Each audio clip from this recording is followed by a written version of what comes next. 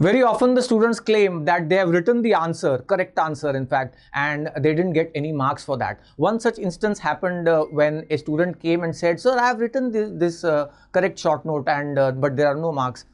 I said, "Friend, the question was on hemostasis and your short note is on homeostasis." Yes, these things keep on happening all the time, that there are confusing terms. For example, neurotensin, urotensin. Or I have seen a mix-up between neuron and nephron. Yes, so these things happen. How to avoid this kind of confusion is that always look at the spelling minutely. Then look at the dictionary meaning of that term. Try to break the term into its component parts and try to understand the literal meaning of those terms. Only then you will have a correct understanding of a particular term or such confusing terms.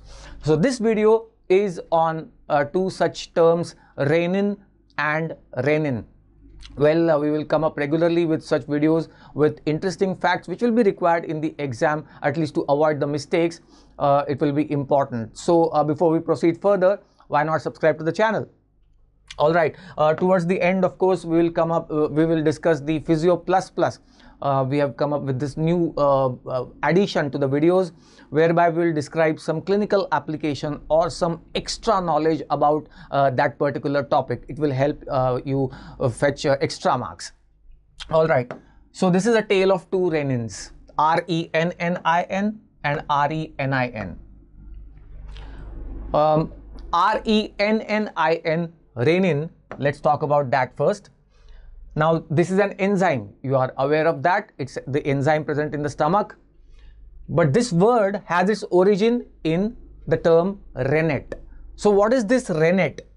You know, a young cow or a calf has got 4 stomachs. Now, note that humans have got a single stomach. A calf has got 4 stomachs. And the lining membrane of the 4th stomach, you can see here diagrammatically, this is just a diagrammatic representation, a visual representation, so that you can visualize or imagine. 4th stomach, its lining is called as rennet, and in this lining membrane there is this enzyme called as renin. So the word is derived from rennet, the lining membrane of the 4th stomach. Now this renin is also called as chymosin, and it's an enzyme which is aspartic endopeptidase or aspartic protease. We will see later that even RENIN is the same enzyme, aspartic protease. That's the only thing common between these two renins. All right, so renin, also called chymosin, is an aspartic protease found in the rennet. What is the action? What is the function of this renin? You know, there is no conclusive evidence of existence of this renin in the adult human beings. In younger children, maybe this enzyme is present in their stomach. The stomach secretes this enzyme. The function or the action is curdling of the milk. You know, milk is a liquid, so it will pass very rapidly through the stomach and through the intestines. So its protein inside the milk will not be properly and entirely get digested and absorbed. For that purpose, there is curdling of milk so that it becomes a little thicker in consistency. It will stay for longer duration in the stomach and the intestines, so that the protein inside the milk can be entirely digested and absorbed. So that's the function of this renin. And as I mentioned, in humans there is no conclusive evidence to show the presence of this renin. Humans have pepsin and lipase secreted by the stomach wall, and they are known to digest the milk or its nutrients. Right, now coming to the second renin, and that is RENIN. Now here the reno means kidney.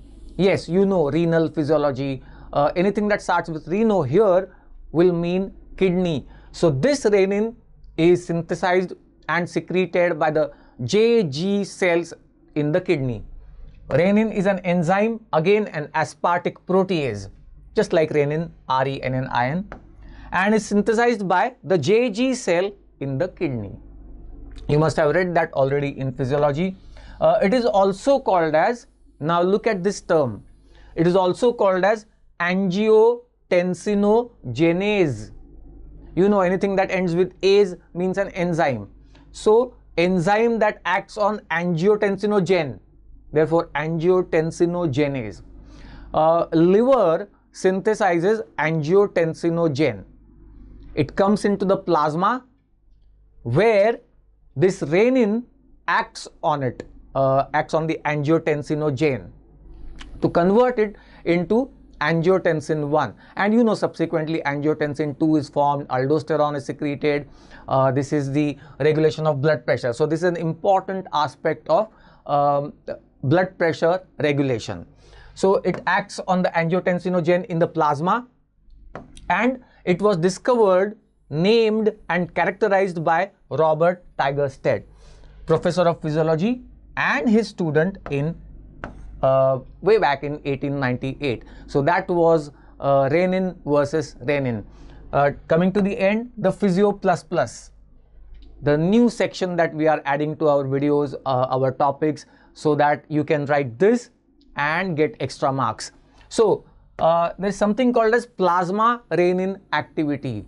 You know, generally the hypertension is diagnosed just clinically also by checking the blood pressure at various times, and then if it is found to be high on all the occasions, then the patient can be labeled as a hypertension case. However, even plasma renin activity can be taken as a marker of hypertension, as a laboratory marker, as a plasma marker of hypertension, plasma renin activity. So levels of renin in the plasma can be found out, and then hypertension can be diagnosed, and whether it's primary hypertension or secondary hypertension, that also can be distinguished based on the plasma renin activity. The PRA, plasma renin activity, increases in the renovascular hypertension. If it's a renovascular hypertension, then this renin activity is increased, and so is aldosterone. So plasma renin activity increases, therefore even aldosterone levels will be higher. On the contrary, the plasma renin activity decreases in the hypertension due to primary hyperaldosteronism.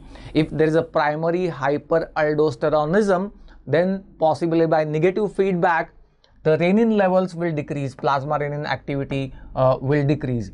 Thus, the plasma renin activity is useful in differential diagnosis of primary versus secondary hyperaldosteronism. It may also be useful in selecting the antihypertensive medications, whether it is because of the whether you need aldosterone antagonists or you need some other drug to treat the hypertension. That decision can be also taken on the basis of plasma renin activity. But that's all for this particular interesting video comparing renin and renin.